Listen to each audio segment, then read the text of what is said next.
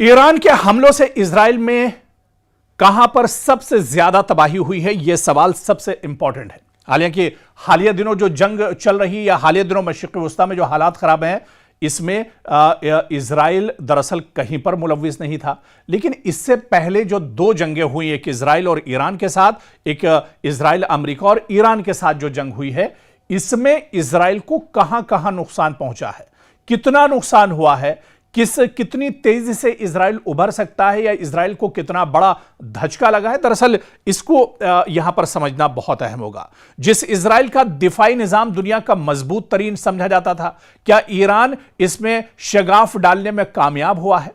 और पहली जंग जो 12 रोज तक चली थी, क्या पूरी दुनिया में यह जंग एक तरह से ज़ेरे बहस भी रही थी?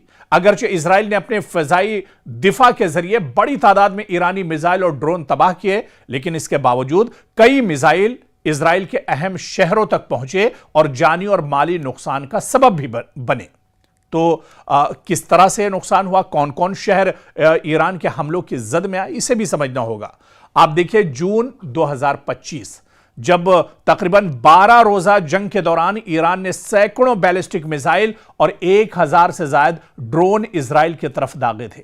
इजरायली फिजाई दिफा ने इनमें से अक्सरियत को रास्ते में ही तबाह कर दिया, लेकिन दर्जनों मिसाइल अपने टारगेट तक पहुंचने में कामयाब रहे। सबसे ज्यादा मुतासिर होने वाला इलाका तल अबीब और इसके अतराफ का वस्ती इजराइल था। कई मिसाइल रिहायशी इमारतों, कारोबारी मराकीज और हसास मकामात के करीब गिरे, जिससे इमारतों को शदीद नुकसान पहुंचा। बाज हमलों में आग भड़क उठी और कई रिहायशी टावर नाकाबिले रिहाइश हो गए, यानी कई अपार्टमेंट्स कह लीजिए, कई कंपाउंड्स ऐसे थे जो बुरी तरह से दरअसल तबाह हो गए। दूसरा बड़ा हदफ हैफा था ईरान का, जहां ईरान के हमलों में हैफा के कई सनती इलाके, ऑयल रिफाइनरी के अतराफ नुकसान की जो खबरें थी वो भी सामने आई, जिसके बाद तवानाई के शोबे और सनती सरगर्मियों पर भी इजराइल को बहुत बड़ा धचका लगा। और इसी तरह से जुनूबी इजराइल का शहर बेरशिबा भी मुतासिर हुआ, जहां कई बड़े सनती जो इदारे थे, कई फैक्ट्रियां थी, उसको भी दरअसल नुकसान पहुंचाया गया। और इसी तरह से बैतयम में एक रिहायशी इमारत पर मिसाइल गिरने से मुतादिद शहरी हलाक हुए, जिनमें बच्चे भी शामिल थे, कई अफराद भी इसमें जख्मी हुए।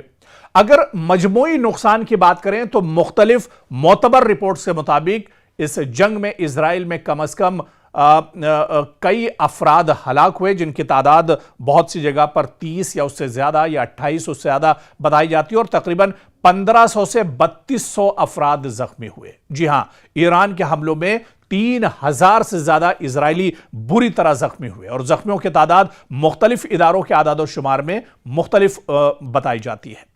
हालांकि माली नुकसान भी गैर मामूली था, बहुत बड़ा माली नुकसान एक तरह से इजराइल को हुआ था। 2000 से ज्यादा अपार्टमेंट्स और सैकड़ों इमारतें मुतासिर हुई, हजारों अफराद बेघर हुए, हजारों अफराद मलबे के नीचे दब गए, और अमलाक के नुकसानात के लिए दसियों हजार क्लेम्स जमा कराए गए। इजरायली हुकाम के मुताबिक बराह रास्त माली नुकसान अरबों शिकल तक पहुंचा, यानी इतना बड़ा नुकसान दरअसल इजराइल को ईरान के हमलों में उठाना पड़ा।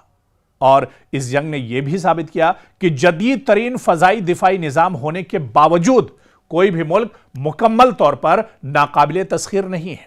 ईरान के बेशतर मिसाइल इजराइल ने रोक लिए। इजराइल का जो डिफेंस सिस्टम था बहुत मजबूत था, उसने ईरान के कई मिसाइल और ड्रोन को रोक लिया, लेकिन जो मिसाइल दिफाई हिसार उबूर करने में कामयाब हुए, उन्होंने इजराइल के मुख्तलिफ शहरों में जानी और माली नुकसान पहुंचाया। और यह जंग मशरिक़ वस्ता के हालिया तारीख के अहम तरीन फौजी तसादुम में भी एक तरह से शुमार की जाती है, जहां पर इजराइल को बहुत बड़ा झटका लगा है। बल्कि माहिरीन ये कहते हैं कि अब जो कशीदगी दरअसल अमेरिका और ईरान के दरमियान चल रही थी, उसमें इजराइल इसी वजह से नहीं कूदा क्योंकि इजराइल के पास दरअसल अब उतनी सलाहियत नहीं थी, उसके हथियारों की कमी थी, दिफाई निजाम की कमी थी, उसके फौजी दरअसल अब लड़ने लायक नहीं थे। लगातार मशरिक़ वस्ता में जो कशीदगी चल रही थी, इजराइल के फौजी इतना ज्यादा थक चुके थे, इतने चूर हो चुके थे कि वो अब जंग की पोजीशन में नहीं थे, और इसी वजह से इजराइल इस जंग में दरअसल नहीं कूदा।